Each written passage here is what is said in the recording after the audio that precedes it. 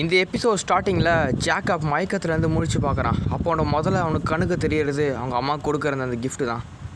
பிரம்மாண்டமான orbital shaft கீழே விழுந்த இம்பேக்டில் இவங்களோட லைஃப் போட் பயங்கரமாக டேமேஜ் ஆகிருக்கும். அதுக்குள்ளே இருந்த ஜேக்கப்புக்கும் தலையில் நிறைய சேதம் ஏற்பட்டிருக்கு. அதுக்கப்புறமா ரெஸ்கியூ பண்ண வந்த சில பேர் ஜாக் மயக்கத்தில் இருக்கிறத பார்த்து அவனை ஹாஸ்பிட்டலில் அட்மிட் பண்ணுறாங்க. அப்படியே அவன் பல நாள் கழித்து தான் இப்போ கண் முழிக்கிறான். அவனுக்கு பக்கத்துலேயே ஒரு டேபிளில் தான் அந்த கிஃப்ட் இருக்குது. அவன் பொறுமையாக நடந்து வந்து அந்த சிட்டிக்கு என்ன ஆச்சுன்னு பார்க்குறான். அந்த சிட்டியே குலைஞ்சு போயிருக்கு. எங்கே பார்த்தாலும் கட்டிடங்கள் எல்லாம் எரிஞ்சு சாம்பலாகி போயிருக்கு. இருக்கிற கட்டிடங்களும் எரிஞ்சிக்கிட்டே இருக்குது. இவ்வளோ பெரிய அழிவை பார்த்த ஜாக்குக்கு இதை பார்க்கும்போதெல்லாம் அவனுக்கு கவலையாக இருக்குது. கொஞ்ச நேரம் கழித்து இவன் அந்த ஹாஸ்பிட்டலை விட்டு வெளியே வரான். அப்போ பார்த்தா இவனுக்கு மட்டும் அடிப்படலை. அங்கே இருந்த ஊர் மக்களுக்கு, டூரிஸ்ட்டுக்குன்னு எல்லாருக்குமே கை கால் கண்ணில் இருந்து பயங்கரமாக அடிபட்டுருக்கு.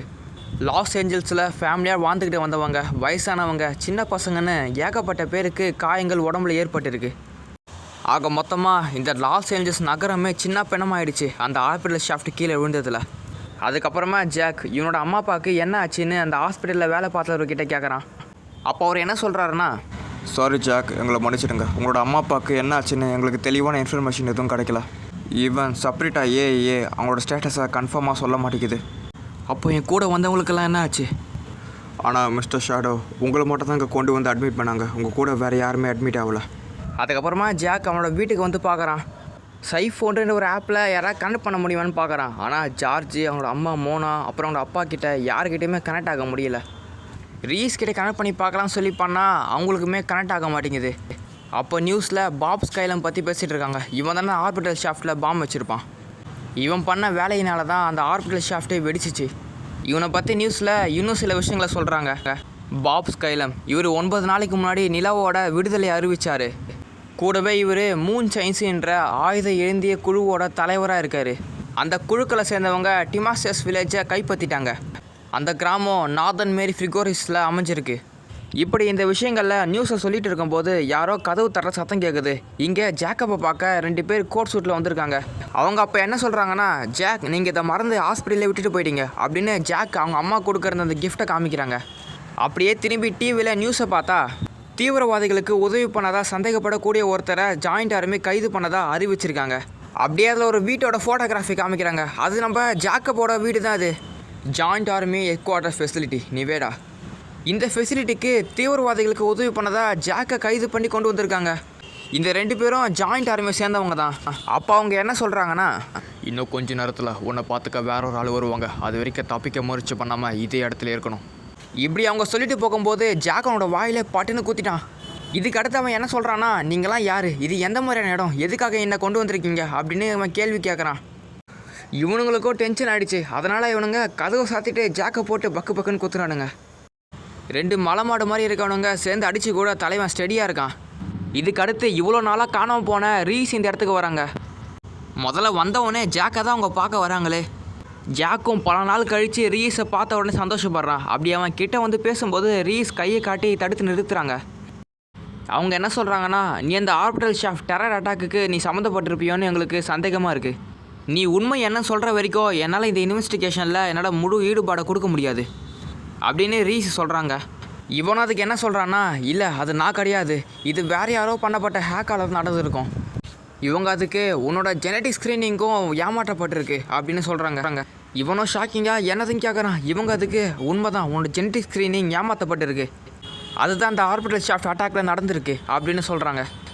அப்படின்னு பார்க்கும்போது கண்டிப்பாக அவனோட ஜீன் எல்லாமே மியூட்டேட் ஆகிருக்கும், அதனால தான் நடந்திருக்கும் அப்படின்னு நாங்கள் எதிர்பார்க்குறோம் அப்படின்னு சொல்கிறாங்க. அதனால தான் சொல்கிறேன், உனக்கு தெரிஞ்ச உண்மைகள் இல்லைனா உனக்கு தெரிஞ்ச சின்ன டீட்டெயிலாவது சொல்லு. அப்போ தான் என்னால் இந்த கேஸில் இன்வால்வ் ஆக முடியும், இல்லைனா என்னால் கடைசி வரைக்கும் இந்த கேஸில் தலையிடவே முடியாது அப்படின்னு ரீஸ் சொல்லி முடிக்கிறாங்க. இப்போ தான் ஜாக்கு மறைக்கப்பட்ட ஷாக்கிங்கான விஷயத்தை சொல்ல ஆரம்பிக்கிறான். அதாவது மூன்ஸ் டெவில் சொல்லப்படுற பாப் ஸ்கைலம் தான் இவனை வளர்த்துருப்பார் சின்ன வயசுலேருந்து.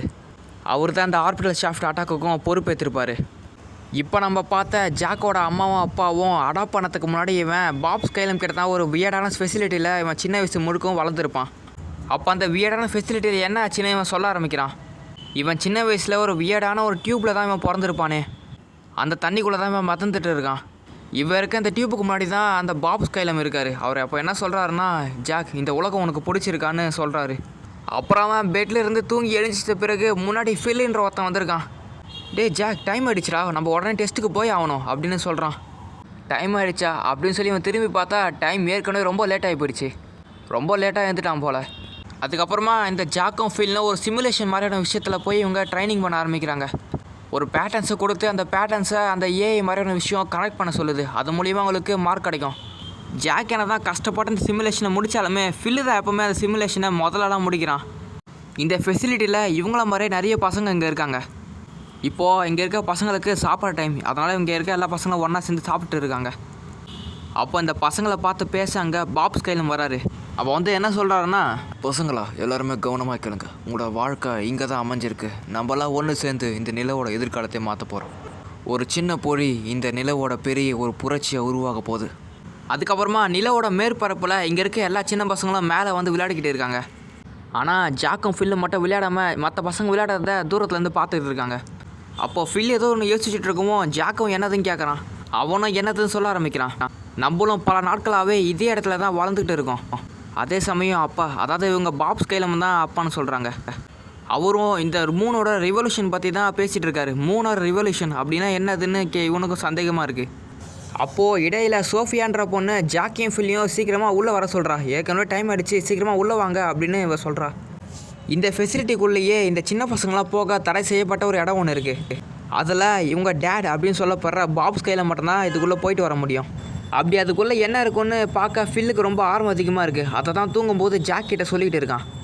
அப்போது இவங்க 2 பேரும் இவங்களுக்கு பிடிச்ச ஒரு பாட்டை ப்ளே பண்ணி கேட்டுக்கிட்டு இருக்காங்க. இதை தான் ஜாக்கு ஃபஸ்ட் எபிசோடில் சொல்லியிருப்பான். அப்போ திடீர்னு ஒரு வினோதமான சத்தம் ஒன்று கேட்க ஆரம்பிக்குது. அந்த சத்தம் கேட்ட உடனே அந்த இடம் முழுக்கவும் வெடிச்சு செதற ஆரம்பிக்குது. இந்த 2 பேரும் வெளியே என்ன ஆச்சுன்னு பார்க்க வந்தால் அந்த இடம் முழுக்கவும் எரிஞ்சிட்டு இருக்குது. இங்கேருந்து எல்லா பசங்களுமே காணாமல் போயிட்டாங்க. ஒருத்தர் கூட இங்கே இல்லை. அப்போ ஃபில் ஜாக்கை கூப்பிட்டுட்டு அந்த தடை செய்யப்பட்ட இடத்துக்கு போகிறான். ஏன்னா அங்கே யாராவது இருப்பாங்க சொல்லி பார்க்குறதுக்காக. இந்த 2 பேரும் இந்த இடத்துக்கு வந்து பார்த்தா இந்த ஃபெசிலிட்டி மாதிரி இல்லாமல் இந்த இடம் கொஞ்சம் டிஃப்ரெண்ட்டாக இருக்குது. அப்போ ஜாக் இங்கே இருக்க கனலை வழியாக பார்த்தா இவங்க மூணுலேயே கிடையாது. இவங்க இருக்கிறது ஒரு பிரம்மாண்டமான ஸ்பேஸ்ஷிப்பில் இருக்காங்க. அந்த ஸ்பேஸ்ஷிப்புமே இப்போது அட்டாக் பண்ணிகிட்டு இருக்காங்க யாரோ. அந்த சின்ன பசங்க மூணில் விளையாடுற மாதிரி இந்த இடம் எல்லாமே ஃபேக்கு தான். இவங்களாம் செட் பண்ண சிமுலேஷன் தான் அது. அங்கே இருந்த சில மனுஷங்களையும் யாரோ ஒருத்தங்க கன்னால் ஷூட் பண்ணியிருக்காங்க. அப்போ அங்கே அந்த சோப்பியா பொண்ணு இருக்கா. அந்த சோப்பியா பொண்ணை பார்த்தா ஒரு முழு ரோபோட்டு. இவங்களால சுத்தமாக நம்ப முடியல. இத்தனை நாளாக இவ ஒரு மனுஷி நினச்சிருப்பாங்க. ஆனால் இவ ஒரு முழுமையான ஒரு ரோபோட்டு. அதுக்கப்புறம் கொஞ்ச நேரம் கழித்து என்னாச்சுன்னு தெரியல, ஜாக்கோட ஒரு கை வெட்டப்பட்டு இருக்கு. பாப் ஸ்கைலம் தான் அதை பண்ணியிருப்பான் போல். அப்போ அவன் திடீர்னு ஏதோ ஒரு வினோதமாக பண்ண ஆரம்பிக்கிறான். இவனும் எதுவும் சொல்லிக்காமல் இங்கேருந்து கிளம்பி போயிட்டான். இந்த ஸ்பேஸ்ஷிப் வேறு வெடிக்கிற மாதிரி இருக்கிறதுனால ஃபில் ஜாக்கை ஒரு எஸ்கேப் பாடில் வச்சுருக்கான். அப்போது ஜாக்குக்கு வேறு ஒரு கை இல்லை. அதனால் ஃபில் வந்து அவனோட கையை ஜாக்குக்கு கொடுக்குறான். விஸ்ன்ற ஏஐ ரோபோட்டு ஃபில்லோட கையை ஜாக்குக்கு ஃபியூஸ் பண்ணிடுச்சு. அந்த ஸ்பேஸ்ஷிப்பும் வெடிச்சு செதறிச்சு. ஜாக் மட்டும் அந்த ஸ்பேஸ்ஷிப்லேருந்து தப்பிச்சு இந்த எஸ்கேப் பாட் மூலிமா பூமிக்கு வந்து சேர்ந்துட்டு இருப்பான். அப்போ தான் ஜாக்கோட அம்மா அப்பா இவனை பார்த்து அடாப்ட் பண்ணியிருப்பாங்க இவனை. இந்த கதையை ரீஸுக்கிட்ட சொல்லிகிட்டு இருக்கான் ஜாக். அப்போது அங்கே ஒருத்தர் வராரு. நீ இது வரைக்கும் சொல்லிகிட்டு இருந்த எல்லாத்தையுமே நானும் தான் கேட்டேன்.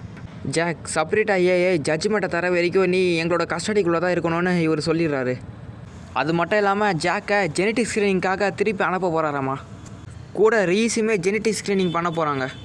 கட் பண்ணால் இதெல்லாம் நடந்து 1 வருஷத்துக்கு அப்புறமா என்ன ஆகுதுன்னு காமிக்கிறாங்க. அந்த ஆர்பிட்டல் ஷாஃப்ட்டில் யாரோ யூஸ் பண்ணி போயிட்டு இருக்க மாதிரி நம்மளுக்கு காமிக்கிறாங்க.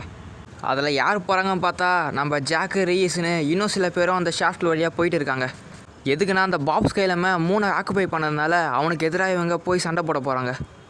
அங்கே 3ல் பார்த்தா பெரிய கலவரமாக நடந்தாம்பால அந்த செட்டி முழுக்கவும் எரிஞ்சிட்டு இருக்குது. அங்கே அந்த நிலவோட டெவில் சொல்லப்படுற, அது மட்டும் இல்லாமல் மூன் செயின் சொல்லப்படுற பாப் ஸ்கைலம் அங்கே இருக்கான். அவனுக்கு கை வேற இல்லை போல். அதனால் அவன் மிஷின் மூலியமாகவே அவனோட கையை உருவாக்கிக்கிறான். அப்போ அவனோட ஃபேஸை பார்த்தா திடீர்னு ஒரு செகண்டுக்கு ஃபில்லோட ஃபேஸாக கிளிச் ஆகுது அவனோட ஃபேஸே. அப்புறம் பழைய நார்மலாக அவனோட ஃபேஸுக்கே வந்துடுச்சு. சரி, ஓகே காய்ஸ், இதோட இந்த எபிசோட் முடியுது. உங்களோட வேறு ஒரு எபிசோடில் பார்க்குறேன். அது வரைக்கும் பாய்.